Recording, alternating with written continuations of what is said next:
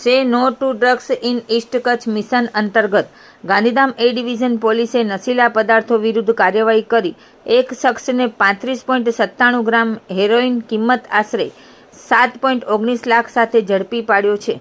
Police મહાનિરીક્ષક Chirag Kordia, પૂર્વ Kutch SP સાગર બાગમાર તથા DYSP Mukesh ચૌધરીના માર્ગદર્શન હેઠળ ગાંધીધામ એ ડિવિઝન પીઆઈ એમ.જે. રાઠોડની ટીમે કાર્યવાહી હાથ ધરી હતી. મળેલી બાતમીના આધારે નવી સુંદરપુરી ગાંધીધામ વિસ્તારમાં દરોડો પાડી આરોપી પ્રિન્સ સુરેશનાથ બાવાજીને ઝડપી લેવામાં આવ્યો છે.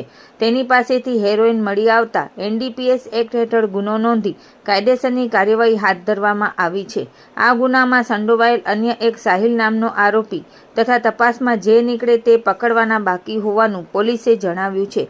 પોલીસે હેરોઇન ઉપરાંત રોકડ રકમ, મોબાઈલ સહિત કુલ 7.75 લાખથી વધુનો મુદ્દામાલ કબજે કર્યો છે.